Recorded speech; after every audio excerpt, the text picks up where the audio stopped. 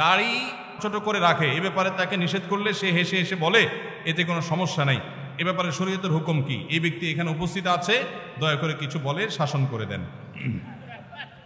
আসামি হাজির। ভাইরা আমার, দাড়ি লম্বা করা এটা নবী সাল্লাল্লাহু আলাইহি ওয়াসাল্লামের নির্দেশ। তিনি বলেছেন আফুল্লুহা আরফুল্লুহা, তোমরা দাড়িকে ছেড়ে দাও। দাড়িকে ছেড়ে দিতে বলেছেন, লম্বা করতে বলেছেন। সাহাবীদের মধ্যে এক মুষ্টির পরে, বুখারীর হাদিসে এক মুষ্টির পরে অতিরিক্ত অংশ কাটার বিষয়টা সাব্যস্ত আছে। এর আগে এক মুষ্টির আগে সাহাবীদের কারো কাছ থেকে, নবী সাল্লাল্লাহু আলাইহি ওয়াসাল্লাম থেকে কোনো হাদিসে দাড়ি কাটা ছাটার কোনো প্রমাণ নাই। এই জন্য সারা বিশ্বের প্রায় সব উলামায়ে ইকরাম একমত যে দাড়ি লম্বা করা ওয়াজিব। কিছু ইখতিলাফ আছে, আরবের কিছু আলেমদের ভিন্ন মত আছে। বেশিরভাগ আলেমদের মতে হলো দাড়ি লম্বা করা কি ওয়াজিব। ইজিপশিয়ান কিছু আলেমদের ভিন্ন মত আছে, আরো কিছু আলেমদের ভিন্ন মত আছে, বাকি মেজরিটি আলেমদের মত হলো ওয়াজিব। আমরা বলি দাড়ি রাখা সুন্নত, সেটা সুন্নত এই অর্থে নবীজিও দাড়ি রেখেছেন, সেই হিসাবে সুন্নত, কিন্তু তিনি নির্দেশ করলে সেটা কি হয়ে যায়, সেটা আমভাবে ওয়াজিব হয়ে যায়, সেই হিসাবে দাড়ি রাখা ওয়াজিব। অতএব ভাই, যদি কেউ মনে করে দাড়ি না রাখলে সমস্যা নাই, তার কাছে সমস্যার ডেফিনিশনটা কি, সংজ্ঞাটা কি?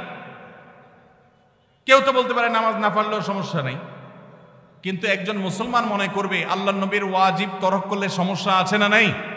আছে। কিয়ামতের ময়দানে তার জন্য জবাবদিহি করতে হবে কি হবে না? হবে।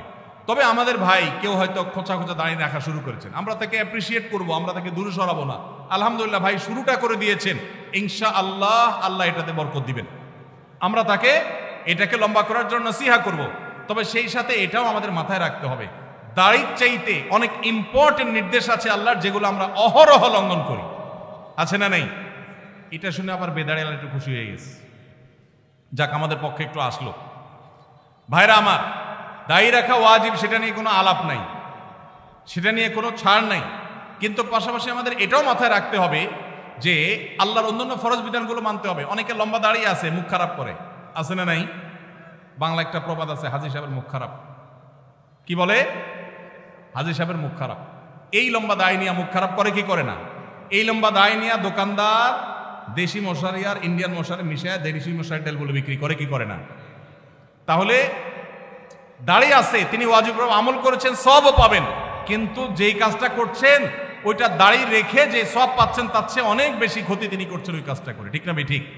এই জন্য আমাদের পরিপূর্ণভাবে দ্বীনে প্রবেশ করতে হবে, আল্লাহ আমাদেরকে তৌফিক দান করুন।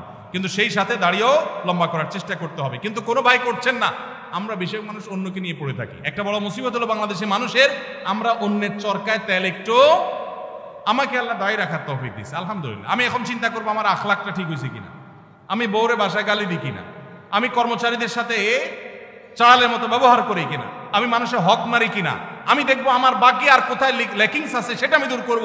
আমি দাঁড়িয়ে আছে, এই জন্য যার দাড়ি নাই তারে খোঁচা মারি করি আমি, এটা তো কোনো মুসলমানের কাজ হতে। আমি চাইবো আমার ভাইয়ের দাড়ি লম্বা হোক, কিন্তু সেই সাথে আমি চাইবো আমার আরো যে দুর্বলতা আছে সেগুলো যেন দূর হয়। আল্লাহ আমাদেরকে আমলের তৌফিক দান করুন। মেসেঞ্জার গ্রুপ চ্যাটিং এ SMS এর মাধ্যমে ইজাব কবুল হয়েছে, দুজন সাক্ষীও ছিল মেসেঞ্জারে, কোনো মোহর উল্লেখ করা হয়নি। এখন বিবাহ হয়েছে কিনা? মেয়ের বয়স 13 বছর। আজকাল আমাদের অনেক যুবকরা আল্লাহর শরীয়তের সাথে তামাশা করে, তামাশা। এগুলো আল্লাহর শরীয়তের সাথে কি তামাশা? দিন কোনো ফাইজলামির নাম না ভাইরা আমার, সিরিয়াস ইস্যু। অনেকে আল্লাহকে সাক্ষী রেখে বিয়ে করে, এটা হলো অতি ভালো সাজা। অতি ভালো সাজা তো চোরের আলামত। এত মানুষ থাকতে, আল্লাহর বান্দা থাকতে আপনি আল্লাহরে কেন সাক্ষী বানাচ্ছেন? এই বিয়েগুলো বিশুদ্ধ নয়, এগুলো বিশুদ্ধ নয়, এগুলো জেনা হবে। বিবাহের জন্য দুজন সাক্ষীর উপস্থিতি, ইজাব কবুল থাকতে হবে। এই মেয়ে, বাচ্চা মেয়ে, তার বাবা কোথায়, মা কোথায়, অভিভাবক কোথায়, কোথাকার মেয়ে, জেনা করতে গিয়ে অনেক যুবককে শয়তান নেক্সট সুরতে ধোঁকা দেয়, তারা মনে করে আমরা হালাল করছি, অথচ তারা জেনায় লিপ্ত আছে। আল্লাহ আমাদের যুবক ভাইদেরকে হেদায়েত দান করুন। এগুলো জায়েজ নাই ভাই। কোনো ব্যক্তি যদি তার সম্পত্তি 5 জন সন্তানদের মধ্য থেকে একজনকে বাদ দিয়ে 4 জনকে লিখে দিয়ে দেয়, সে ব্যক্তি মারা গেলে তার জানাজা নামাজ পড়া যাবে কিনা? ভাইরা আমার, আমাদের দেশে অনেকে এই কাজটা করেন, তেজ্যপুত্র করেন। প্রচলিত আইনে তেজ্যপুত্র কোথাও থাকতে পারে, কিন্তু ইসলামে তেজ্যপুত্র বলতে কোনো কিছু নবী করিম সাল্লাল্লাহু আলাইহি ওয়াসাল্লাম পরিষ্কারভাবে নিষেধ করেছেন, কোন মুসলমান অন্য মুসলমানকে ত্যাগ করে চিরকালের জন্য তার সাথে সম্পর্ক ছিন্ন করে ফেলবে, এটা জায়েজ। লা ইয়াহিল্লু লিমুসলিমিন আন ইয়াহজুরা আখাহু ফাওকা সালাসি লায়াল, 3 দিনের বেশি কোনো মুসলমানের সাথে অভিমান করে সম্পর্ক ছিন্ন করা জায়েজ আছে? নেই। এখন সন্তান খারাপ, যত খারাপ হোক, আপনি সন্তানকে তথাকথিত তেজ্য পুত্র করলেন, করে কোনো সম্পদ দিলেন না, বঞ্চিত করলেন, আল্লাহর কাঠগড়ার আসামি হবেন। আপনার ঘরে জন্মগ্রহণ করেছে, অতএব আল্লাহর কোরআনের মিরাসের আয়াতের নির্দেশের আলোকে এটা তার প্রাপ্য হক হয়ে গেছে। হ্যাঁ, সে যদি মুরতাদ হয়ে যায়, ইসলাম থেকে খারিজ হয়ে যায়, তাহলে সেটা মানে আমিনাল ইরফ, বা সে পরিত্যক্ত সম্পদ থেকে বঞ্চিত হবে। কিন্তু মুসলমান আছে, আপনার কথা শুনে না, আপনার খায় খেদমত করে নাই, আপনি সে অজুহাতে তাকে কিছু দিলেন না, বাকি সন্তানদেরকে দিয়ে দিলেন, আল্লাহর কাঠগড়ায় আসামি হতে হবে, জায়েজ হবে না। এখন এইটা যদি কোনো লোক করে, জীবদ্দশা দিতে চায়, তাহলে সমান হারে দিতে হবে। এক সাহাবী নবীজিকে এসে বলছেন, ইয়া রাসূলুল্লাহ, আমার সন্তানকে অমুক ছেলেকে আমি এটা দিয়েছি। নবী সাল্লাল্লাহু আলাইহি ওয়াসাল্লাম বলেছেন, বাকি সবাইকে দিয়েছো? বলেন না, দেই নাই। তখন নবী সাল্লাল্লাহু আলাইহি ওয়াসাল্লাম বলেছেন, ইত্তাকুল্লাহ ওয়া আদিলু বাইনা আওলাদিকুম, আল্লাহকে ভয় করো আর সন্তানদের মধ্যে সমতা বজায় রাখো। এই জন্য ভাইরা, এই জুলুম করা যাবে না। ইসলাম আমাদেরকে সাম্য এবং ইনসাফ শিখিয়েছে, সেটা আমাদের সব ক্ষেত্রে করতে হবে। এমনকি শত্রু হলে তার সাথেও আমাকে ইনসাফ করতে হবে। আমাদের কষ্ট হয়, আমার সাথে কারো শত্রুতা আছে, সে আমার সাথে শত্রুতা করে, কিন্তু তার বেলায় কোনো সাক্ষ্য দেওয়ার প্রশ্ন আসলে আমি সত্য সাক্ষ্য দিলে তার পক্ষে যায়, আমাদের দিতে মন চায় না। কিন্তু এই দেওয়াটাই হলো ইমানের দাবি। আল্লাহ বলেছেন, ওয়ালা ইয়াজরিমান্নাকুম শানাআনু কওমিন আলা আল্লাহ তা'দিলু ই'দিলু হুয়া আকরাবু লিত-তাকওয়া।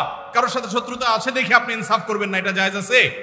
এজন্য বাবাজিরা সাবধান, সন্তান সন্ততিদের মধ্যে কোনো প্রকার হেরফের করবেন না, এটা জায়েজ নাই।